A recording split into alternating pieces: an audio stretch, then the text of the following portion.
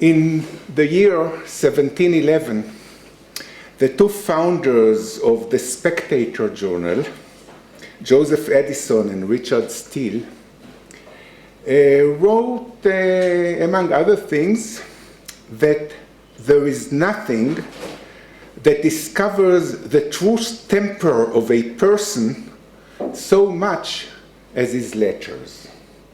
And I think that this is an interesting statement about the letter as a reflection of a person's intimacy.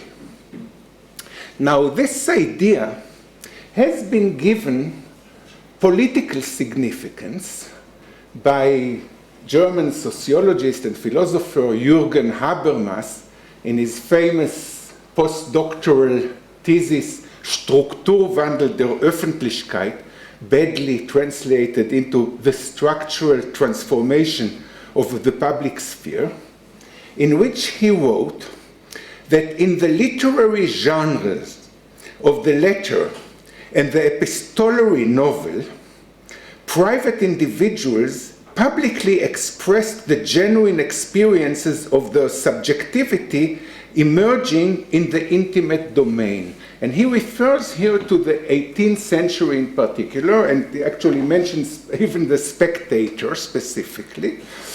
He talks about the 18th century phenomenon whereby people started, who were living under the authoritarian regimes of Europe, started to talk to each other on their private sphere, which also has an important gender perspective because women have usually been excluded in terms of their private sphere from the public sphere. And as Habermas shows us, in the 18th century, people begin to write letters, and not just the novels based on letters, epistolary novels, but novels in general which are an extension of the letter. I mean, what is the letter? In the letter I'm writing my, if you accept this idea, I'm writing my intimate feelings in my private sphere to another person or to a group of persons. In the novel I do the same, but the audience is much larger. So in this regard, there isn't such a difference between the letter and the novel. And in fact, this whole notion of Habermas, of the public sphere, suggests that there evolves in the 18th century in particular, not in particular, in the 18th century, under the authoritarian regimes of Europe, there emerges the sphere of private people come together as a public. Now you can see in this drawing, for example, a book club in 18th century Europe, where individuals are discussing the novels they read, for example. And as Habermas explains to us, this public sphere that emerges as a result of the private spheres, of the intimate spheres come together, plays a major role in allowing a sphere that is separate from the government on the one hand and the private market on the other hand. In other words, there is a whole public sphere developing that has an enormous impact on the evolvement of democracy in the coming years. Now, today, Habermas himself and many of us are lamenting the demise of the public sphere. And I think that the best example would be what we experience ourselves in the digital age in which we live. When I am, for example, having an intimate conversation with a woman on the other side of the internet, and I don't know if it's a woman, and it's as intimate as could be, but I don't know if it's a woman or my new friend ChatGPT, an AI device, there is a certain demise of the notion of intimacy, and thus a demise of the public sphere based according to Habermas, on that ability to communicate intimacies. And the question, of course, in a way, as I'm always saying, the Turing test has been found, has been successful. You know, the fact that we don't know anymore if the person we talk to is on the phone, for example, is a bot or a person, or if another human being we communicate with intimately is an AI device or not. And the question, of course, is, and many of us are concerned with that question today, how do we restore that intimacy of the letter or the novel in today's world?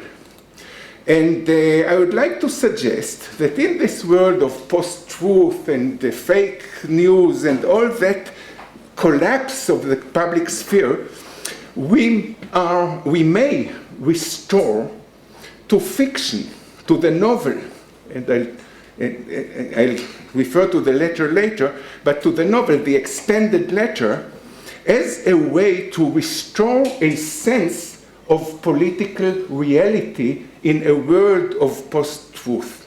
And let me just give you a few quotations because it's a long story, but like Michael Mack wrote that literature is not merely fictitious, because it has the implicit capacity of disrupting the fictitious. And let me perhaps give you an example here, which is, I think, an excellent example. If you have read Life of Pi by Jan Martel, you know, it's the story of a 16-year-old Indian boy who finds himself on a lifeboat with a tiger of 200 kilos or 400 pounds, and has to survive. There is nothing more fictitious than that. But actually, as Martel puts into his protagonist's mouth, that's what fiction is about, isn't it? The selective transforming of reality, the twisting of it to bring out its essence. He brings out the essence of reality, as I have shown elsewhere, in the sense that once we are reading that story and we are coming to the end of the story, we realize that many of our strategies that we develop in strategic studies institutes, how to cope with a 200 kilo weighing tiger, whatever the metaphor would mean for you, maybe requires cooperation or some form of coexistence rather than all the strategies that we usually develop.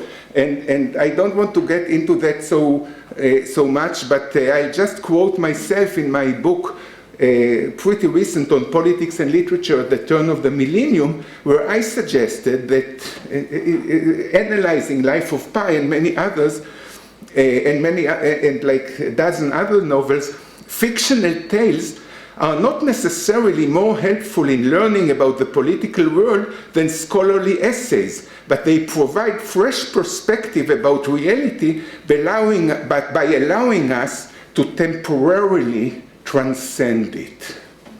And now, let me give you a very important example, actually in your field of Jewish studies, where that has been done. And I refer to La Storia by Italian Jewish novelist Elsa Morante, one of the greatest novels of the modern era, in which she writes about Ida Ramundo, a mother who tries to survive with her son who will not make it, who was born as a result of her rape by a Nazi soldier, the 6 terrible years of the mid-20th century. The son, Giuseppe, will never reach the age of 6, but the whole story is written, the whole history, if you've read it, it's a huge book. The whole history of those 6 years of the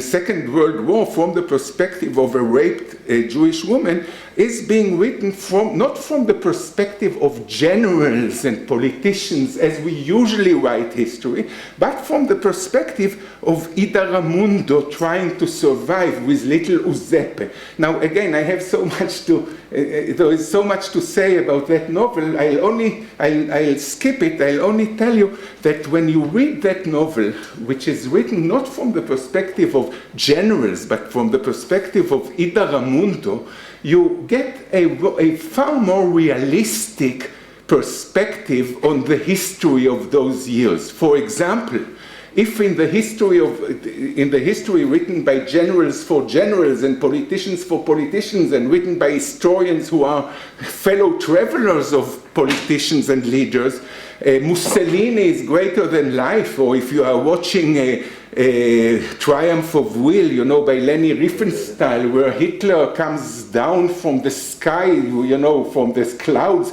like a messiah into Nuremberg, these people become these people in the history books written by the generals for the generals are greater than life. But in Elsa Morante's history, Mussolini is none but a compound of all the flotsam of the worst Italy, and Hitler is just a poor maniac viciously obsessed by death. From the perspective of Ida Ramundo, you know, the greatness of those leaders is lost, and what is left is what they really are. You know, a poor maniac viciously obsessed by death. And this is something that I try to communicate to my students at Tel Aviv University. I'm a professor of political philosophy, and I taught now I'm here, and I taught many years at Tel Aviv University.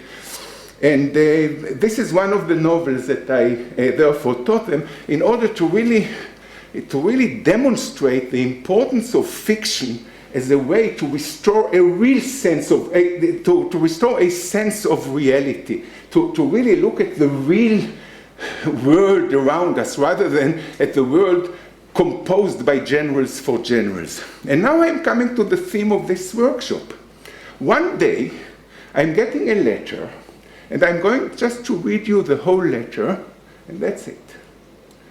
The letter is from a letter that arrives, it's my translation from Hebrew. Mr. Keren, Shalom. A few years ago, I took your course on 20th century political philosophy in the Department of Political Science. Since, like most students, I was busy working, I did not manage to read all the books you so warmly recommended. I vowed that one day I will get to it. In the meantime, I worked for a year for UNICEF, you know UNICEF, the United Nations International Children Emergency Fund, in Angola during the last period of the civil war there, and studied social planning in England. Then, after 6 months in Angola, I found history in Tzomet Sfarim, you know, it's an Israeli bookstore, for a full price actually. But my subconscious made me realize the day has come to read it, so I bought the book. And now I am angry. I am angry because it made my life miserable more than did 1,000,000 sites of the Civil War and more than 3 years of service in the occupied territories. I know how a 3-year-old child who dies of tuberculosis looks like, and a 1-year-old who dies of HIV, and a 6-year-old who just dies because the safety catch of someone's hand grenade has been dropped in the market. And every such child is held by a skinny, frail mother with a piece of cloth around her waist instead of a skirt. I lifted such a woman up, helping her climb on a truck with her baby of 2 days, suffering malnutrition, advanced tuberculosis, and a strong scent of urine. I hid it all in the back until Elsa Morante came and pulled everything out. For history has to be written from the perspective of generals commenting on generals. Only then can one cope with it. Only then is the pain controllable. Then it all becomes data and facts, or false data and false facts. When you combine all the skinny weeping mothers into one tale, you are losing the will to move forward. Here, in Angola, we sublimate. We don't want to know who did what. This is why they teach here only the history of the generals, which no one believes, and therefore it allows us to cope, at least for now. That's it. Maybe I'm late, but I finally completed the course's reading list. Sincerely, Erangal or Wako Kango, Angola. Thank you very much. You know, in history, you have to explain trends. But like you pointed out, in literature, you can illustrate a case, okay? So from interviewing thousands of people in my life, there's a wide variety of stories. And a lot of things don't have a happy end. And this, obviously, is a classic story of something that happened, but you know, the problem is it took him a lot of life experiences and to see colonialism, civil war in Africa and this barbarity to understand what you were trying to put out or what the novel is. And that's, so I think that, you know, you can't generalize everything in sweeping theories. Things are very verified, but like Primo Levi, you know, he made a point on certain things. I disagree with him on a lot of things, but he made a classic case through literature. And I think what you're showing is something which is, you know, it's impressive. It was terrible, but that's a motif that makes an impression on people. Although I did it in order to make a methodological point, that in order to avoid the fake news era we live in, fiction may be helpful. And in this regard, you know, there is now a whole trend. There is a small trend in the social sciences known as the aesthetic turn in political science, in economics, in literature, in management, and so on, and I'm very much part of it. So that book also came out, you know, as part of the aesthetic turn in political science, in my case, or in political philosophy, in my case. And I just think that the student just makes the point that I try to make very clearly. So that's why, you know, I'm very thankful to Chaim for inviting me to this really interesting workshop on Jewish studies, although I'm not a Jewish studies scholar, because I thought that this specific letter may make a contribution to our thinking about letters and the extended letter, which is the novel, and its role in a world in which we are lamenting that kids are not reading, which is not true, by the way. They are, and in a world in which we feel as if ChatGPT has taken over. It's still taking over, I'm afraid. Yeah, but... yeah. Okay. Okay, thank you very much.